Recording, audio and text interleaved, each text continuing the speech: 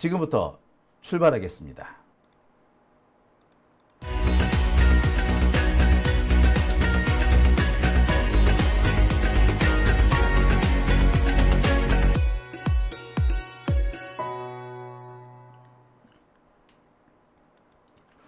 네, 이채윤님, 저도요 라고 하셨습니다.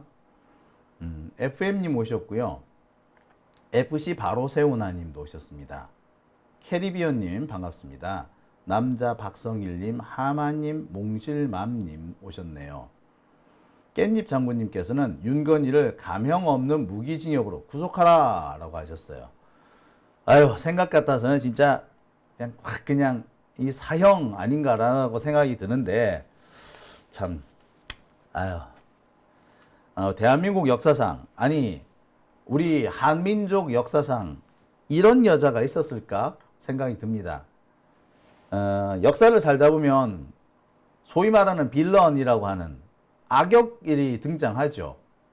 정말 악질적인 악인 캐릭터들 참 많습니다. 그러니까 나쁜 연놈들 막 우리 역사상에도 참 많이 등장을 하죠. 그런데 남녀를 통틀어서 김건희 같은 사람 참 찾기 어려울 것 같아요. 어떻게 보자면 악의 전형. 어쩜 저렇게 전형적으로 나쁜 짓만 골라 할 수 있을까? 그런 생각이 드네요. 다이언 글레이즈님께서 장녹수라고 얘기를 하셨는데 제가 사실 몇 년 전에 장녹수에 대해서 글을 하나 쓴 게 있습니다. 제가 다른 얘기 하나도 안 했어요. 그냥 장녹수의 일생을 찬찬히 썼을 겁니다.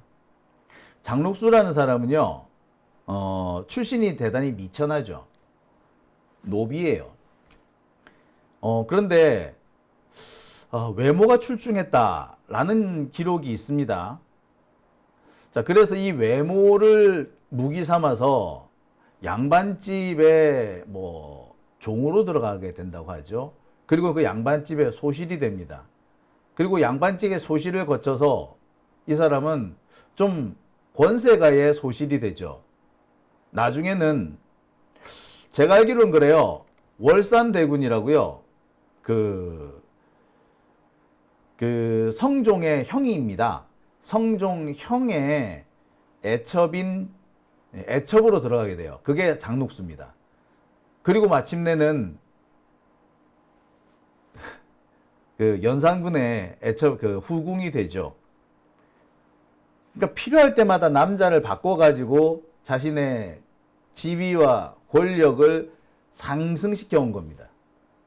대단하죠? 장녹수.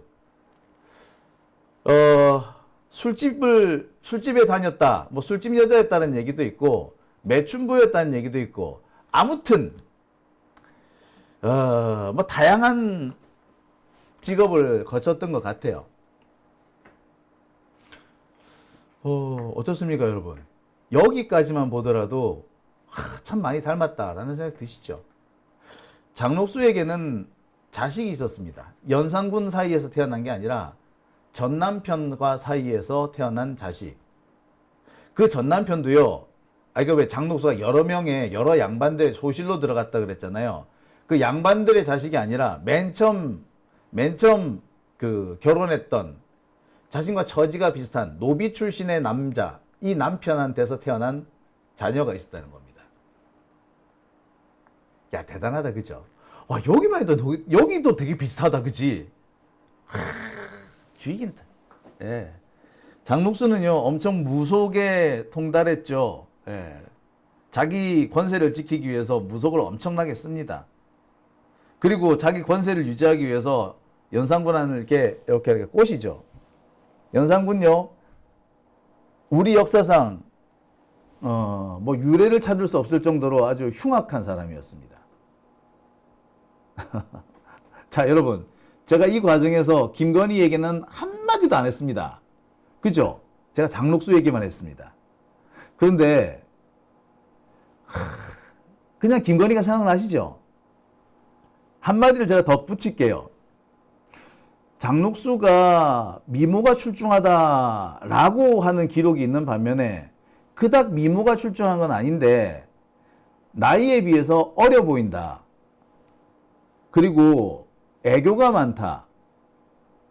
뭐 그런 기록도 나옵니다. 그리고 화장술이 뛰어나서 남자들을 잘 홀린다. 뭐 이렇게 돼 있어요. 야, 이 부분도 누구랑 많이 닮았다, 그지? 옛날에는 성형수술이 없었으니까. 예, 그죠? 자, 뭐 자세한 내용은요, 제가 다시 또 다른 기회에서 여러분들한테 또 전해드리도록 하겠습니다. 자, 주제가 약간 옆으로 샜네요. 그러면 진짜로 오늘 제가 준비한 첫 번째 주제 시작해 보겠습니다. 자, 제가 준비한 첫 번째 주제는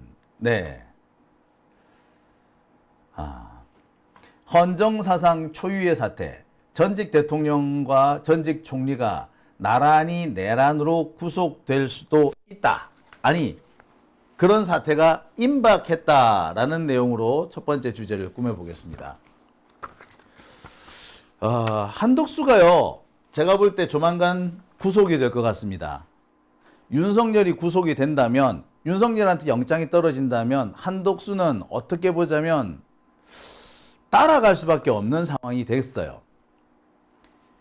윤석열에게 영장이 청구되는 것과 비슷한 혐의가 한덕수한테 적용이 됩니다. 윤석열이가 저지른 잘못 중에 하나를 한덕수가 그대로 한 거예요. 보기에 따라서는 많은 행위들이 한덕수의 행위와 윤석열의 행위가 겹쳐지는 부분도 있습니다. 당연하지. 전직 대통령이고 전직 총리고 둘이 같이 뭐든 해먹었을 거 아니야.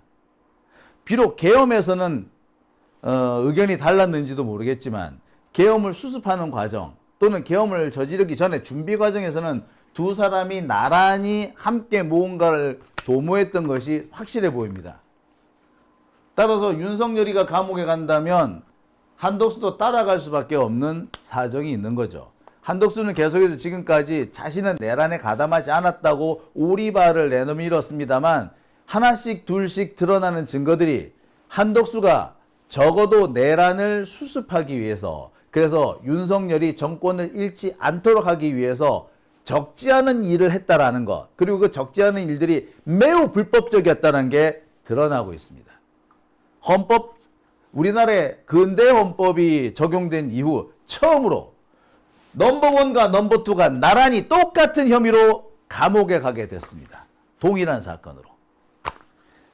세계 역사상에도 이런 사례를 찾기는 쉽지 않습니다. 결국 이 한덕수라는 애가 얼마나 나쁜 놈이냐, 여기서 드러나는 거죠. 어쩌면 이 한덕수라는 놈 때문에 노무현 대통령이 그렇게 고통을 받았는지도 모르겠습니다.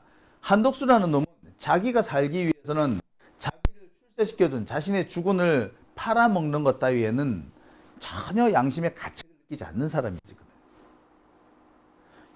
한덕수가 아니었다면 글쎄 노무현 대통령이 그렇게 고통스러웠을까?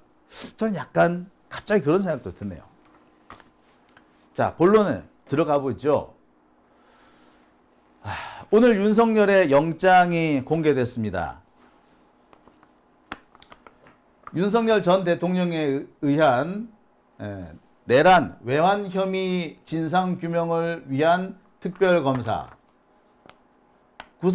구속영장 청구, 특별검사 조은석, 피의자 윤석열, 서초구 서초중앙로 188, B동 300땡땡호, 아크로비스타. 예, 윤석열의 구속영장 청구서입니다.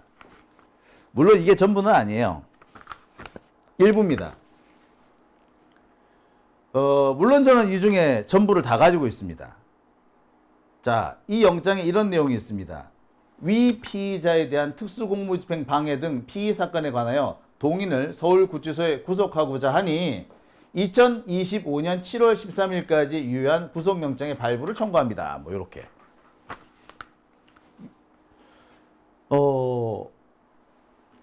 지금 제가 가리기는 가렸습니다만 이 영장 청구서 이 원본을 보면은 제가 입수한 것에도 보면 윤석열 주민등록번호 그대로 들어 있어요. 주소 그대로 들어 있습니다.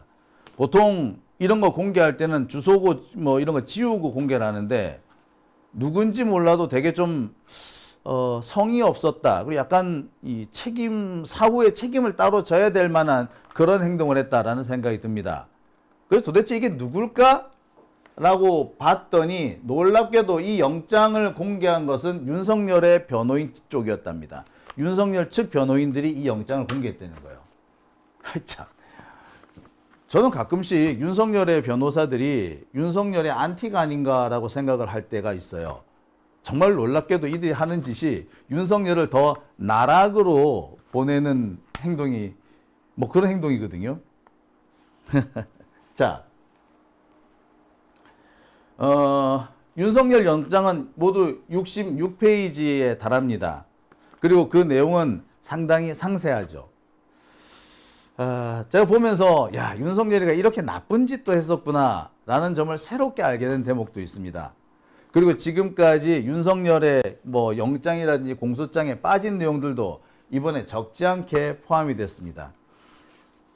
제가 볼 때 지금 현재 내란 특검에서 정말 독을 품고 이 사건 수사에 덤벼들고 있는 것 같다. 조은석 내란 특검이 윤석열에 대해서 지금 상당히 갚아주고 싶은 게 많은 것 같아요. 작정하고 덤비고 있다는 생각이 드는데 그래서 그럴 겁니다. 윤석열이 지금 계속 밀리는 모습이죠. 그러니까 지금까지 공수처고 검찰이고 왜 맨날 윤석열한테 밀리는 모습만 보여줬느냐. 그거는 싸우겠다는 의지가 없었기 때문이라는 게 여기서 드러나는 겁니다.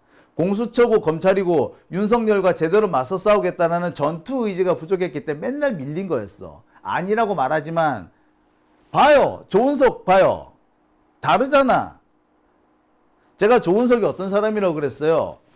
이 사람 나쁜 놈이라고 그랬다고. 웬만한 정치검사보다 더 정치검사라고. 하지만 이 조은석이라는 사람이 착한 사람 오동훈보다 훨씬 더 윤석열을 잘 후려잡고 있지 않습니까? 자, 아무튼 윤석열의 영장이 이렇게 공개가 됐습니다. 자, 제가 이 영장을 쭉 보다가 재밌는 장면을 하나 발견했습니다. 영장 청구서 앞부분에 나오는 내용인데요. 피의자와 사건 관계인들의 신분 및 지위라는 대목입니다. 여기서 말하는 피의자는 윤석열이죠.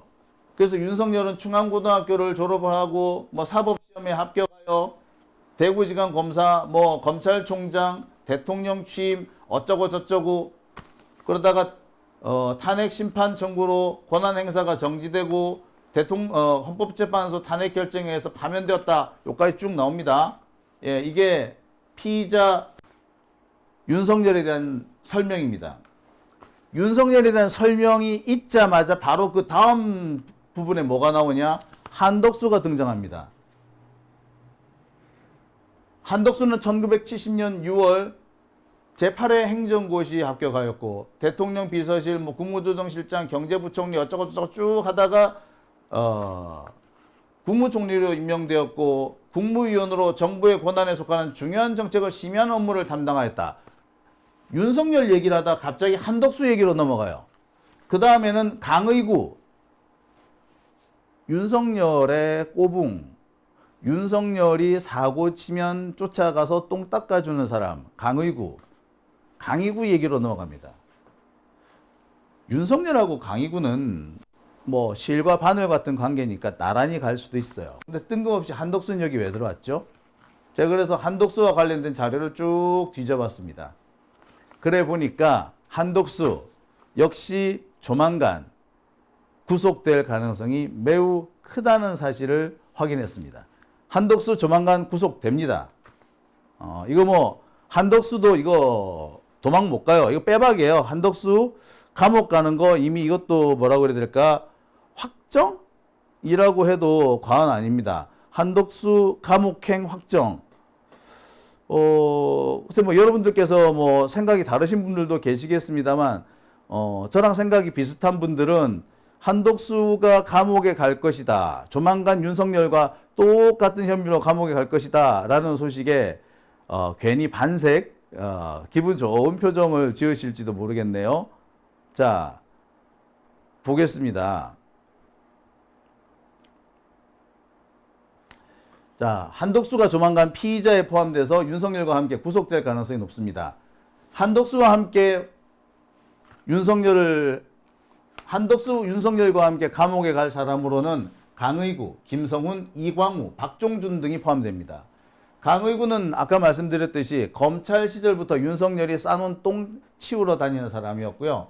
김성훈, 경호처, 이광우, 박종준 다 경호처 사람들입니다. 이 사람들은 뭐 혐의에 따라 조금씩 다르겠습니다만 윤석열과 함께 감옥 갈 가능성이 높아요.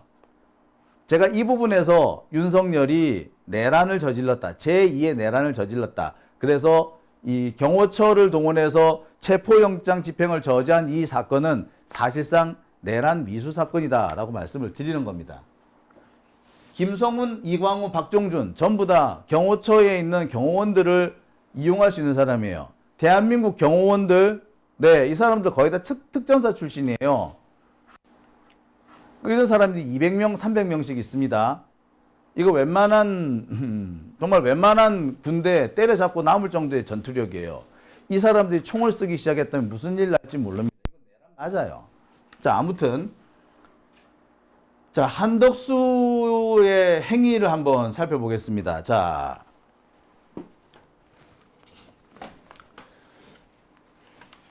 이 한덕수의 행위가 언제 등장하느냐 하면은, 이게 참, 예. 네, 잠시만요. 자, 한덕수의 행위가 언제 등장하느냐면, 윤석열의 이 국무위원 심의 방해 혐의입니다. 자, 이 부분은 윤석열의 구속영장 청구서에 나오는 내용입니다. 쭉 한번 볼까요? 국무회의는 대통령과 국무총리가 어떻게 의장 부의장을 맡고 장관이 어쩌고 저쩌고 쭉 나와 있습니다. 자, 여기서 가장 핵심되는 부분은 이 부분입니다. 우리 헌법 그리고 계엄령, 우리 헌법과 계엄법 등은 계엄과 그 해제, 계엄사령관의 임명 등과 같이 국가 전체에 중요한 영향을 미치는 사항에 대해서는 반드시 국무회의 심의를 거치도록 규정하고 있다. 요 내용입니다. 그러니까 이걸 보면은 계엄령 같은 경우는 반드시 국무회의가 심의를 하도록 우리 헌법과 계엄법이 정하고 있다라는 내용을 담고 있죠. 그래서 국무위원은 계엄령과 관련해 가지고 심의 의결할 수 있는, 의견을 말할 수 있는 권한이 있다는 거예요. 따라서 이 국무위원이 계엄과 관련해서 의견을 말할 기회조차 주어지지 않는다면 이것은 위법 위헌이 된다는 것을 여기 말하고 있는 겁니다. 자, 계속 볼게요. 자, 여기 내용도 보면 이 가장 중요한 부분은 이 부분입니다. 따라서 계엄과 그 해제, 계엄사령관의 임명에 관한 국무회의에서 국무위원회 심의권은 헌법 법률에 의해서 국무위원에게 부여된 권한이기 때문에 헌법을 수호하여야 할 헌법적 권한과 의무가 있다. 그러니까 계엄과 관련해서 국무위원들이 발언하고 심의하고 문제 제기를 하는 것은 헌법적 권한이다. 비록 대통령이라고 하더라도 그 권한을 함부로 빼앗을 수는 없다. 그러니까 국무회의라는 게 사실상 대통령이 마음대로 하고 장관은 의견만 말할 수 있는 되긴 하지만 의견을 말할 수 있는 것, 이 자체도 중요한 권한이라는 거죠. 대통령은 참모들, 장관들의 이 말을 안 들을 수도 있지만 일단 듣기는 들어야 되는 거야. 장관들의 그 의견이라든지 국무위원들의 의견, 이쪽 귀로 듣고 이쪽 귀로 흘릴지언정 일단 이쪽 귀로 듣기는 들어야지 된다. 그리고 국무위원들, 장관들은 비록 대통령이 이쪽 귀로 듣고 이쪽 귀로 흘리더라도 말을 해야 하고 말할 의무와 권리가 있다. 이게 지금 그 영장 청구서의 내용인 겁니다. 그런데 윤석열이는 어떻게 했다? 예. 말도 못하게 했다 이거야. 일방적으로 비상계엄을 선포하고 회의를 종료해 버렸기 때문에 국무회의 의장으로 회의를 소집하고 이를 주재할 권한을 남용해서 국무위원 누구누구가 국무회의에 출석해서 계엄 선포라든지 계엄 사령관 임명에 대해서 심의할 권리와 권리를 방해했다. 그렇죠. 윤석열이가 아무리 남의 말 안 듣는다고 해도 일단 남이 말할 기회는 줘야 한다. 그런데 말할 기회조차 주지 않았다. 따라서 윤석열은 위법이다. 이 부분은 지금 이미 기소가 되어 있는 그 내란 사건과에서는 다뤄지지 않았던 부분입니다. 그러니까 국무위원들이 제때 출석 못한 것이 심야에 갑자기 열렸기 때문이다 인 줄 알았는데 알고 봤더니 윤석열이가 누구한테만 연락하고 누구한테는 연락 안 하고 해서 아예 참석을 할 수 있는 기회가 원천 배제된 사람이 있었다. 자, 참석할 수 있는 기회를 원천적으로 배제한 것은 뭐다? 그게 바로 위헌이다. 그리고 그런 짓을 했기 때문에 윤석열은 직권 남용이 된다. 요 얘기죠. 아니 근데 여기에 한덕수가 왜 나오는데? 자, 계속 한번 보겠습니다.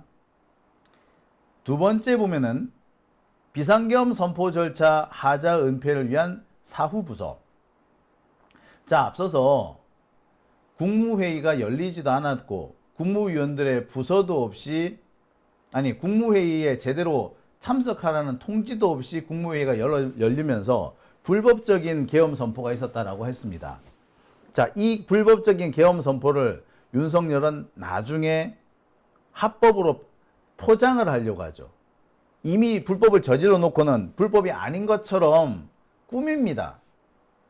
그 과정에서 등장하는 것이 이른바 사후부서입니다. 자, 거기서 보면은 강의구라는 사람이 등장하죠. 그 윤석열의 오랜 뭐라고 해야 되지? 설거지꾼이라고 해야 되나요? 하여튼 윤석열이가 옛날부터 사고 치면은 쫓아가가지고 정리해주는 사람이 이 강희구였어요. 강희구가 비상계엄 관련된 자료가 문서 자료가 없다는 것을 발견하고 문서 자료를 만들기로 합니다. 그래서 일단 한덕수한테 가서 혹시 그때 받은 자료 있으면은 저한테 좀 주시면 안 될까요? 라고 해서 자료를 받아옵니다. 그리고 그 자료를 가지고 사후에 이미 계엄이 다 해제가 됐는데 사후에 비상계엄 선포문이란 걸 만듭니다. 그러니까 비상계엄을 선포하는데 중대한 법률적 하자가 있었는데 이 법률적 하자를 나중에 포장하기 위해서 하자가 없는 것처럼 거짓말하기 위해서 만들어져서는 안 되는 문서를 만들었던 거죠. 자, 제가 한번 읽어보겠습니다. 강의구는 대통령 비서실 부속실 사무실에서 컴퓨터를 이용하여 A4 용지에 비상계엄 선포라는 제목과 함께 2024년 12월 3일 20:20으로 비상계엄을 선포한다. 2024년 12월 3일이라는 내용을 기재하고 그 기재 위에 대통령 서명란, 국무총리, 국방부 장관의 서명란을 각각 만드는 방법으로 윤석열과 한덕수와 김용현이 부수할 수 있도록 표지를 만들었고 여기에 한덕수로부터 받았던 비상계엄 선포문 제목의 출력을 부착하는 방법으로 부서란이 부착된 비상계엄 선포문 양식을 만들었다 라는 겁니다. 그러니까 윤석열이가 만든 거는 참고 자료였던 거죠. 근데 그 참고 자료를 가지고 와가지고 소위 말하는 서명을 할 수 있는 서명란을 만들어서 붙여준 거야. 그러면서 서면을 나중에 받아요. 그래서 그냥 참고 자료였는데 공식 문서로 만들어버린 겁니다. 언제? 사후에. 나중에 문제가 될 것 같으니까 없던 자료를 만든 거죠. 없던 자료를 만들었으면 이것 자체가 공문서 위조가 됩니다. 그런데 이 공문서, 위조된 공문서에 윤석열도 서명하고 한덕수도 서명하고 김용현도 서명합니다. 위조된 문서에 서명을 했다. 그 위조에 동참하는 거죠. 계엄 포고문, 계엄 선포문 원래 없었어요. 만들어지지도 않았습니다. 근데 만들어졌던 것처럼 포장을 만드는 거죠. 그걸 누가 했다고? 강의구가 했다고. 그리고 포장된 그 거짓말에 윤석열과 한덕수, 김용현 등이 서명을 해준 겁니다. 즉 조작에 동참한 거죠. 조작의 공범이 되는 겁니다. 여기서 중요한 대목이 바로 한덕수죠. 한덕수는 이렇게 되면 뭐다? 내란에 가담한 게 되는 겁니다. 내란이 불법이라고 한덕수가 생각했다며. 그래서 절대 안 된다고 막았다며. 그런데 왜 계엄의 사후 선포문에, 만들어져서는 안 되는 사후 선포문에는 서명을 하죠? 계엄에 반대했다며. 근데 왜 만들어주는데? 그것도 사전에 만들어둔 게 아니라 사후에 불법이라는 것을 감추기 위해서 만들어졌는데 거기에 왜 사인하죠? 네, 볼 거 없습니다. 한덕수는 계엄에 딱히 반대한 게 아니었어요. 반대를 할까 말까 눈치만 열심히 보고 있다가 그 와중에 국회가 해제 요구를 해버린 겁니다. 그러니까 뒤늦게 나는 계엄을 해제하자고, 계엄을 해서는 안 된다라고 반대했다라고 오리발을 내미는 겁니다. 하지만 한덕수가 그동안 저지른 짓이 있기 때문에 이제서 뒤늦게이지만 한덕수의 나쁜 짓, 그 다음에 국민들을 속였던 것들이 하나씩 둘씩 드러나고 있습니다. 자, 여기서 확실한 것은 강의구가 작성한 짝퉁 계엄 선포문이 있고 이 각 짝퉁 계엄 선포문에 한덕수와 국방부 장관 등이 서명을 했다. 나중에는 윤석열까지 사후에 서명했다. 이거는 결국 뭐다? 공문서 위조입니다. 문제는 이게 또 나중에 또 파기가 되죠. 한덕수에는 되게 이상한 것이 지가 만들자고 하고 지가 만들어 놓은 거에 서명도 하고 해놓고서는 막상 만들어 놓고 난 다음에 이거 잘못하면 내가 잡혀갈 수도 있겠는데 야 만든 거 치아뿌라 지워버립니다. 이걸 파기를 해요. 이건 또 대통령 기록물법 위반입니다. 계엄 선포문, 짝퉁 계엄 선포문을 만든 것은 공무집행 방해인데 이 만들어 놓은 걸 또 함부로 지가 파기를 한다? 예, 이거는 대통령 기록물법 위반이고 둘 다 한덕수가 걸려요. 둘 다 걸려, 둘 다. 자, 이렇게 되면 한덕수 과연 빠져나갈 수 있을까요? 구속 안 당할까요? 구속 안 당하면 이상한 거 아니에요, 이렇게 되면? 한덕수는 내란에 가담한 게 맞습니다. 나중에 내란이 실패로 끝나니까 양다리를 걸치고 있었던 것 뿐이죠. 어쩌면 말입니다. 한덕수는 본인이 그동안 저질렀던 것에 대해서 너무나도 잘 알고 있었는지도 몰라요. 그러니까 자신이 저지른 짓이 외부로 들통나지 않게 하려다가 보니까 대통령 출마까지 해야 되는 상황까지 온 겁니다.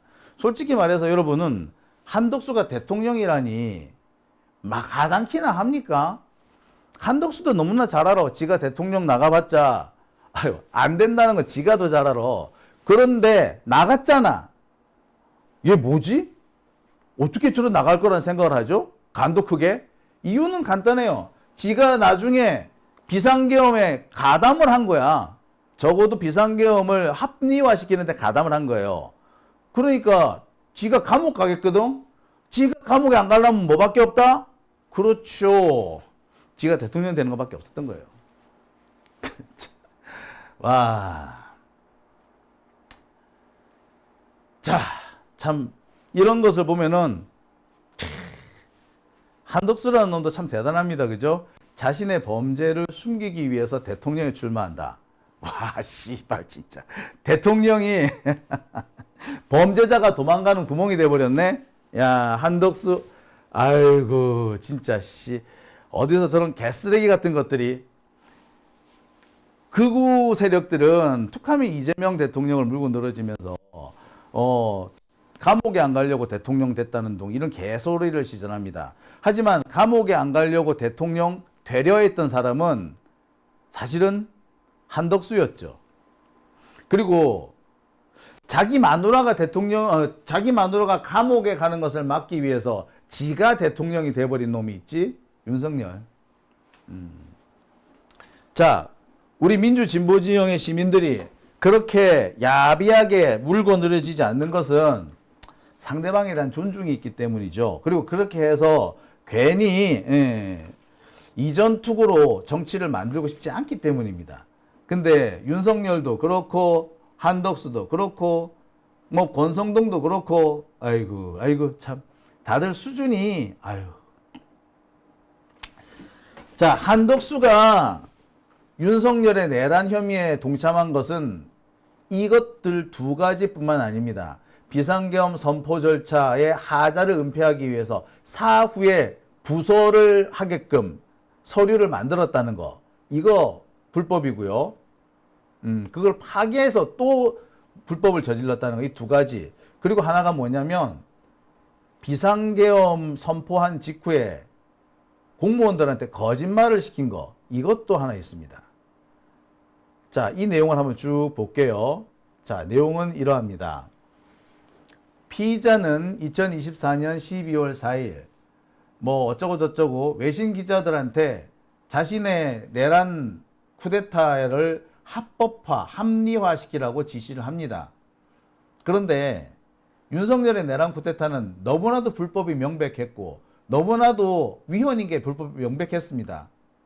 어느 모를 보나 윤석열의 내란 행위, 계엄 선포를 옹호해 줄 수 있는 대목이 하나도 없었어요. 근데 윤석열이는 어떻게 한다? 공무원들을 동원해 가지고 외신 기자들한테 계엄이 정당했다라고 시킵니다. 그렇게 하라고 강요를 하죠. 불법이 명백한데 불법이 아니라고 떠버리려고 다니라고 지시를 합니다. 비상계엄에 따른 정치적, 사법적 위기 타개를 위한 허위 공보 관련 직권남용. 이거는 달리 말하자면 대통령이 공무원들에게 거짓말을 시킨 거예요. 대통령이 공무원들한테 거짓말하라고 시키는 걸 뭐라고 그런다? 직권남용입니다. 이것도 직권남용인 거죠. 자, 근데 이 과정에서 한덕수가 개입이 될 수밖에 없죠. 자, 정부를 대표해서 정부 소속의 공무원이 외신을 향해서 브리핑을 합니다. 윤석열이가 일으킨 쿠데타는 내란이 아닙니다. 불법 아닙니다. 이렇게 거짓말을 시키죠. 자, 이 과정에 한덕수가 가만히 있었을까요? 개입 안 했을까요? 하다못해 도장이라도 안 찍었을까요? 당연히 찍었지. 이게 또 걸리는 겁니다. 야, 참 어떻습니까? 가만히 보면 한덕수가 대통령이 되어서라도 감옥에 안 가려고 했던 이유가 있었던 것 같아요. 지가 무슨 짓을 했는지 딴 사람은 몰라도 자기는 다 아는 거야. 그런데요, 이번에 어떻게 만약에 아주 일이 잘못돼 가지고 한덕수가 대통령이 됐다고 칩시다. 그런다고 한덕수가 처벌을 안 받을 것 같아요? 아니죠. 언젠가는 또 받게 되어 있습니다. 시간이 흘러서 결국 자신이 저지른 범죄, 죄의 대가를 치른 사람들 중에 전두환도 포함되지 않습니까? 그렇다고 본다면 한덕수는 글쎄요, 잠시 사람들의 눈을 속일 수는 있을지 몰라도 영원히 사법적 단죄를 피하지는 못할 거였습니다. 그렇죠? 그런 면에서 보면 참 어리석은 자인 거죠. 한덕수도. 어쨌거나 한덕수 윤석열과 함께 나란히 감옥 갈 수밖에 없게 됐습니다. 윤석열의 이 영장 청구서의 절반 정도는 한덕수하고 혐의가 겹쳐요. 따라서 윤석열이 감옥에 간다면 한덕수도 가는 거지 뭐. 아이고, 정말 오래간만에 속 시원한 얘기를 들었습니다. 이와 함께 한덕수의 이런 행위를 덮어준 검사들도 있거든요. 그 검사들도 이번 기회에 함께 감옥에 보내버릴 수 있었으면 합니다. 오밤중 뉴스 함께하고 계신 지금 시각 12시 5분 지나고 있습니다.